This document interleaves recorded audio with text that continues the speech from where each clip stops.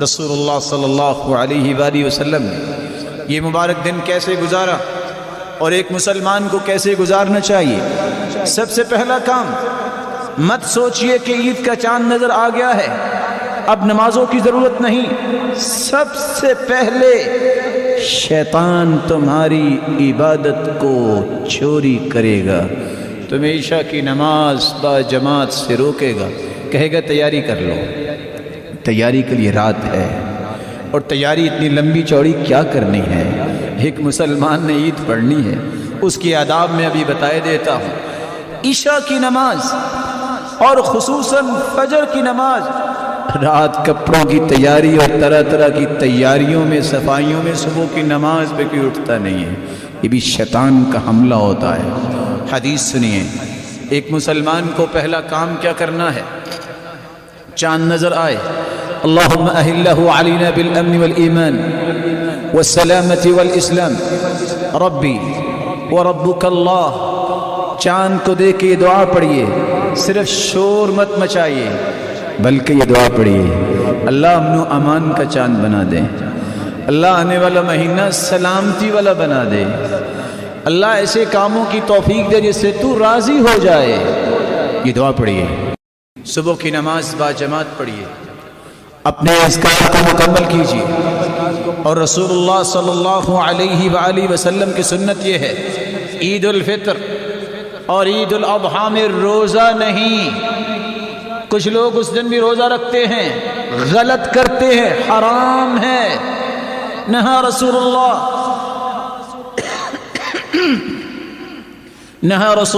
صلی اللہ علیہ وسلم عن صوم یوم الفطر و یوم الاضحیٰ۔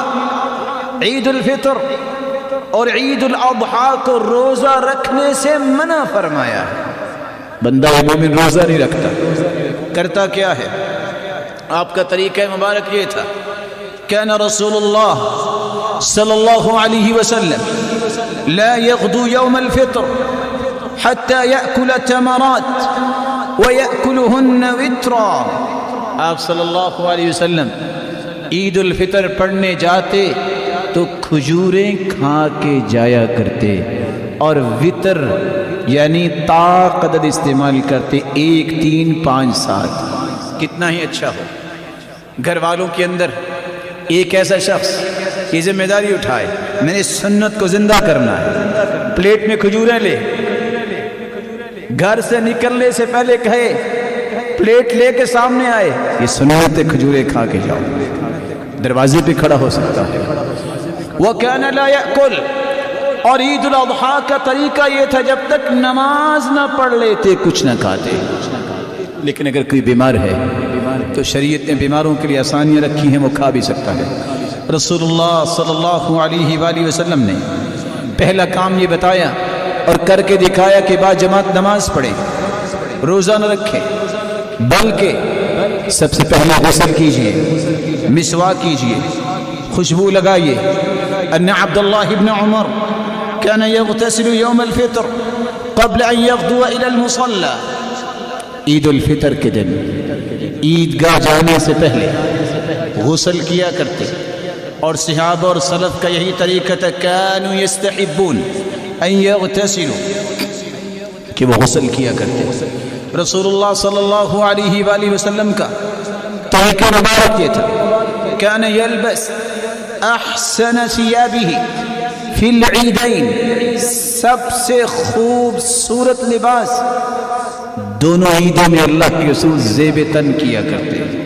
وَكَانَ لِلنَّبِيِّ جُبَّةٌ يَلْبَسُهَا فِي الْعِيدَيْنِ وَيَوْمَ الْجُمْعَةِ، اللہ کے رسول کے پاس ایک جبہ تھا۔ وفی روایت اخرى وَكَانَ لِلنَّبِيِّ جُبَّةً، آپ کے 2 جبے تھے جو آپ عیدین کے وقت پہنا کرتے تھے، جمعے کے دن زیب تن کیا کرتے تھے۔ وَلِلْوُفُودِ، ڈیلیگیشن آتا اس کے استقبال کے لیے بھی اور اسے ملاقات کرنے کے لیے بھی آپ وہ پہن کے ہی بیٹھا کرتے تھے۔ رسول اللہ صلی اللہ علیہ وآلہ وسلم نے فرمایا، ان هذا يوم جعله الله للمسلمين عيدا للمسلمين فمن جاء الى الجمعة فليغتسل وان كان طيب فَلْيَمَسَّ مِنْهُ وَعَلَيْكُمْ بِالسِّوَاكِ. جمعے کا دن بھی عید کا دن ہے. جمعے کا دن بھی مسلمانوں کے لیے عید کا دن. اس دن بھی غسل کرنا، خوشبو لگانا، مسواک کرنا یہ سنت ہے. تو عید کے دن تو بالاولیٰ یہ کام کرنے چاہیے. عید الفطر اور عید الاضحیٰ. رسول اللہ صلی اللہ علیہ وسلم کے اس فرمان کی روشنی میں مت لوگوں کے اندر اسلام کا غلط مفہوم پھیلاؤ. کچھ لوگوں کو عید کے دن یاد آتا ہے میرا فلاں فوت ہو گیا. وہ اللہ کے پاس اللہ کی رحمت میں ہوگا، اس کے لیے دعا کیجیے. مت سنت کو چھوڑیے کہ میں لباس نہیں پہنوں گا، مجھے تو غم ہے. یہ محمد کریم کو بھی تو غم تھے، ان کے پیارے بھی تو دنیا سے چلے گئے، ان کی بیٹیاں بھی تو اللہ کے پاس چلی گئیں. یہ صحابہ کرام کو بھی غم تھے، لیکن یہ غم خوشی میں رکاوٹ نہیں بنے. اور یہ جاہلوں کا طریقہ ہے کہ آج کسی خاندان میں کوئی فوت ہو جائے، شادی طے کی ہوئی 6 مہینے 7 سال لیٹ ہو جاتی ہے. یہ کوئی طریقہ ہے زندگی نہیں، یہ محمد مصطفیٰ نے طریقہ نہیں بتایا. خوشی کا دن، مسلمانوں کی خوشی کا دن خوشی کے ساتھ گزاریے. تیار ہو کے بلکہ صبح کی نماز کے بعد اللہ کی کبریائی بیان کیجیے. کان یخرج یوم الفطر فیکبر حتی یأتی بالمصلی. اللہ کے رسول عید الفطر کے دن تکبیریں کہتے جب تک عید گاہ میں نہ آ جاتے. وحتی یقضی الصلاۃ، جب تک نماز نہ ہو جاتی اس وقت تک تکبیریں کہتے. مسلمان کو تکبیریں کہنی چاہیے. عید کی 2 رکعتیں جس کی کوئی تکبیر نہیں ہوتی، جس کو اقامت کی تکبیر کہتے ہیں. امام 2 رکعتیں پڑھاتا ہے، 7 تکبیریں پہلی رکعت میں، 5 تکبیریں دوسری رکعت میں، اور پھر اس کے بعد سورۃ الفاتحہ پڑھی جاتی ہے. یہ رسول اللہ صلی اللہ علیہ وسلم کا طریقہ مبارک ہے. کان یکبر فی العیدین فی الاولی 7، پہلی رکعت میں 7 تکبیریں قبل القراءہ، قراءت سے پہلے. وفی الآخرۃ 5 قبل القراءہ، اور 5 تکبیریں دوسری رکعت میں قراءت سے پہلے. اور آپ صلی اللہ علیہ وسلم عید کے دن سبح اسم ربک الاعلی اور دوسری رکعت میں هل اتاک حدیث الغاشیہ یہ صورتیں پڑھا کرتے تھے. اگر کسی کی نماز عید گزر جائے، رہ جائے، تو وہ کیا کرے؟ امام بخاری نے صحیح بخاری میں باب باندھا ہے، باب اذا فاتہ العید یصلی رکعتین. وہ اسی طرح 2 رکعتیں پڑھے جس طرح امام نے پڑھائی تھی. امام ابن حجر رحمہ اللہ تعالی اس حدیث کی شرح میں لکھتے ہیں فی هذه الترجمہ حکمان مشروعیت استدراک صلاة العید اذا فاتت مع الجماعہ. اگر جماعت نہیں مل سکی تو بعد میں اسی طرح 2 رکعتیں پڑھے، سواء كانت بالاضطرار او بالاختیار، مجبوری سے رہ گئی یا سستی سے رہ گئی. وَكَوْنُهَا تُقْضَى رَكَعَتَيْنِ كَأَصْلِهِمَا، اور اسی طرح ہی ان کو ادا کیا جائے گا جس طرح امام کے ساتھ بقیہ لوگوں نے 2 رکعتیں ادا کی. رسول اللہ صلی اللہ علیہ وآلہ وسلم کے صحابی انس بن مالک رضی اللہ تعالی عنہ وہ بصرہ میں تھے اور نہیں پہنچ سکے، تو انہوں نے کیا کیا؟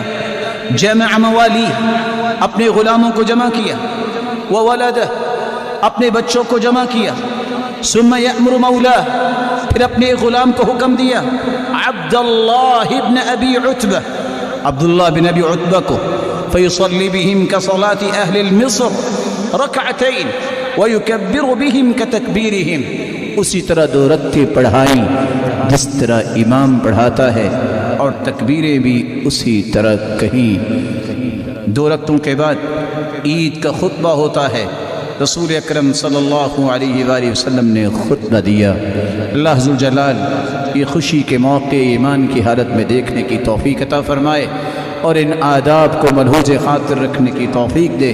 عید کا مبارک دن جس میں اچھا لباس پہننے کے بعد مسواک اور خوشبو کا اہتمام کرتے ہوئے عید پڑھنے مسلمان جہاں جاتا ہے وہاں عورتوں کو بھی عید پڑھنے کا حکم دینا چاہیے، بلکہ لے جانا چاہیے.